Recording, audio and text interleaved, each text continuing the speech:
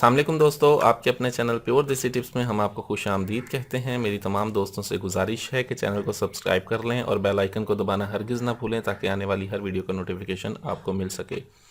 दोस्तों, आज का हमारा जो नुस्खा है वो रॉड की लंबाई, मोटाई, ताकत, सख्ती के लिए बहुत ज़बरदस्त नुस्खा है। ऐसे तमाम तर अफराद जिनके रॉड में लंबाई नहीं रही, सख्ती नहीं है, जिनकी रगें जो हैं तमाम तर ब्लॉक हो चुकी हैं, बेजान हो गई हैं, पट्टे बिल्कुल कमज़ोर हो गए हैं, उनके लिए ये नुस्खा बहुत ज़बरदस्त है।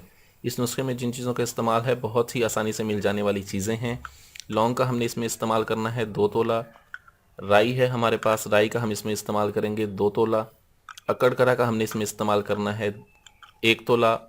और मालकंगनी है हमारे पास, और मालकंगनी का हम इसमें इस्तेमाल करेंगे 3 तोला। हमने करना ये है कि सबसे पहले हमने लौंग को खरल में डालकर खूब अच्छी तरह से इसे पीसना है। पीस के आपने इसे खरल कर लेना है ताकि ये बिल्कुल मिसले मैदा इसका सफ़ूफ बन जाए।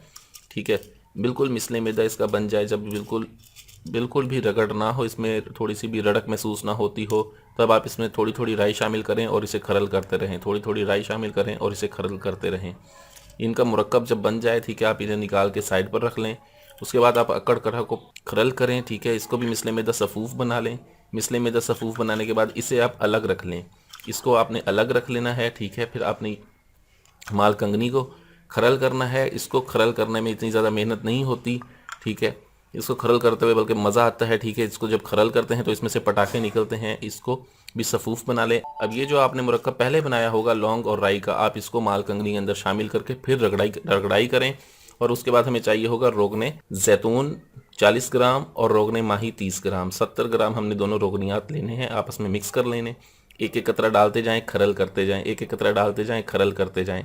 ठीक है, जब तब सारा तेल इसमें जज़ब हो जाए, आप इस मुरक्कब को कढ़ाई में डालें। कढ़ाई को चूल्हे की हल्की आंच पर रखें और इसे पकने दें तेल को। ठीक है, लेकिन पकाने के दौरान आपने मुसलसल उसे हिलाना लाजमी है। हिलाते रहें, हल्की आंच पे पकाएं, जल्दबाजी ना करें, चूल्हे की आग ना खोलें, बिल्कुल दिए जैसी आंच पे आप इसे पकाएं।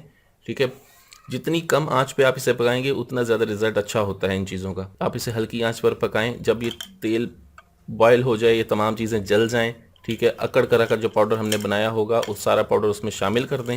शामिल करके चूल्हे की आग को बंद करें। तेल को बिल्कुल ठंडा होने दें। जब तेल बिल्कुल ठंडा हो जाए, इसे 3 दिन आपने धूप में 3 दिन रखना है। ठीक है, कम अज़ कम भी सर्दियाँ हैं आजकल, 4-4 घंटे आप धूप में रखें तो 3 दिन मुकम्मल हो जाएंगे आप। उसके बाद इसका इस्तेमाल करें। रॉड की लंबाई, मोटाई, सख्ती और ताकत के लिए बहुत आला चीज़ है। वीडियो अच्छी लगी हो तो इसे लाइक, शेयर और कमेंट ज़रूर करें। मुझे अगली वीडियो तक के लिए इजाज़त दें। अपनी सेहत का बहुत ख्याल रखें। शुक्रिया। अल्लाह हाफिज़।